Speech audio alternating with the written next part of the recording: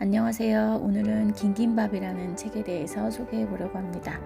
이 책은 초등학교 5학년 정도 이상 되면 읽을 수 있을 것 같고요. 성인들이 읽어도 너무 감동스럽고 좋은 책입니다. 이 책의 주인공은 그림에서 보는 것처럼 세상의 마지막 하나 남은 흰바위 코뿔소와 그 코뿔소 품에서 태어난 어린 펭귄입니다. 이 책은 구절구절마다 감동이 몰려와서 한참씩 그 페이지에 머물러 있게 되었던 책인 것 같습니다.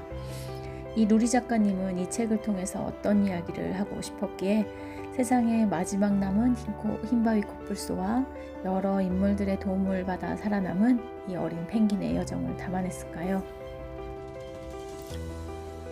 눈이 보이지 않으면 눈이 보이는 코끼리와 살을 맞대고 걸으면 되고, 다리가 불편하면 다리가 튼튼한 코끼리에게 기대서 걸으면 돼. 같이 있으면 그런 건 큰 문제가 아니야. 코가 자라지 않는 것도 별 문제는 아니지. 코가 긴 코끼리는 많으니까. 우리 옆에 있으면 돼. 그게 순리야. 이것이 코뿔소지만 코끼리들 사이에서 태어나 자란 노든이 처음 배운 세상이었습니다.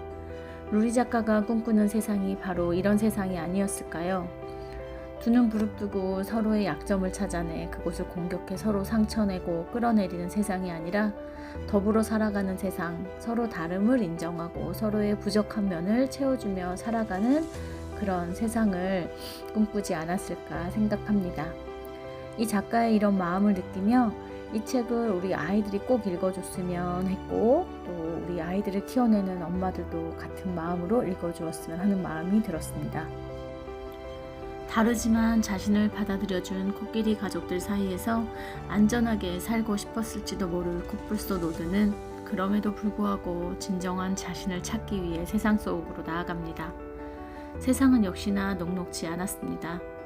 노드는 인생에서 가장 빛나던 존재였던 아내와 자식을 잃었고, 악몽 속을 헤매는 자신을 위해 이야기를 듣고 또 들어두었던 친구 앙가브를 잃었습니다.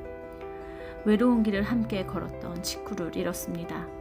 그리고 여러 세계의 목숨을 빚진 채 태어난 어린 펭귄과의 동행을 시작하게 됩니다. 늙은 흰바위 코뿔소 노든에게서 어린 펭귄은 살아남는 모든 법을 배웁니다. 한 생명이 또 다른 한 생명에게 줄 수 있는 모든 것을 다 주었습니다. 바다가 어떻게 생겼으며 어디에 있는지도 모르는 노든이었지만 어린 펭귄에게 바다를 찾아주겠다는 마음 하나로 둘은 하루하루를 살아냅니다. 어린 펭귄은 하루가 너무 느리게 간다고 말하고, 늙은 코뿔소는 하루가 너무 빨리 간다고 말합니다. 그때 노든의 대답이 얼마나 기적적인 것이었는지 나는 알지 못했다. 머리부터 발끝까지 모든 것이 다른 우리가 서로밖에 없다는 것이 얼마나 대단한 일인지 그때는 몰랐었다. 모든 인간관계의 시작이 어쩌면 다름을 인정하는 것인지도 모르겠습니다. 내 사람이기에, 내 자식이기에 나와 같을 거라는 생각이 모든 불행의 시작일지도 모르고요. 공통점 하나 없는 늙은 코뿔소와 어린 펭귄처럼 그저 서로를 인정하고 독려하는 것이 어쩌면 전부일지도 모른다는 생각도 들었습니다. 내가 낳은 자식이라고 해서 나와 같을 수는 없고요. 그저 그 아이가 세상을 향해 자신의 방식과 방향으로 찾아 나아가도록 도와주는 것, 그것이 부모 역할의 전부일지도 모르겠습니다. 나를 혼자 보내지 말아요. 이리 와, 안아줄게. 그리고 이야기를 해줄게. 오늘 밤 내내 말이야. 오늘 밤은 길거든. 네 아빠들의 이야기를 해줄게. 너는 파란 지평선을 찾아서, 바다를 찾아서 친구들을 만나고 우리 이야기를 전해줘. 어느 날 밤 나는 노든의 이야기를 들으며 밤하늘의 별을 바라보다가 문득 오늘이 노든과의 마지막 밤이 되리라는 것을 알았다. 이제 나의 바다를 찾아 떠나야 한다는 것을 알았다. 나는 노든의 눈을 쳐다보며 눈으로 그것을 노든에게 말했다. 노든도 그것을 알았다. 우리는 오래도록 서로의 눈을 마주보았다.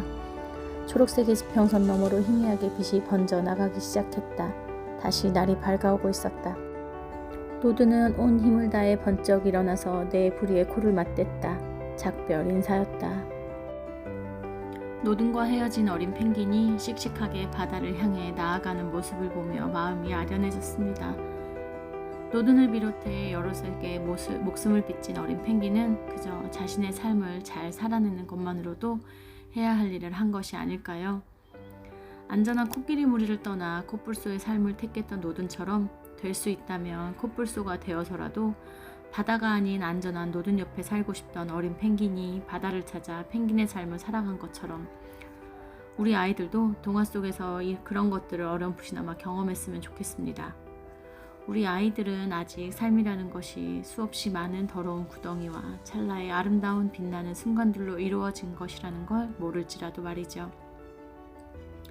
그저 이 노든과 치쿠와 윈보와 어린 펭귄의 삶을 바라보며 다른 존재들이 서로의 부족한 점을 도우며 살아가는 그 세상이 얼마나 아름다운 세상인지를 깨닫기를 바라봅니다.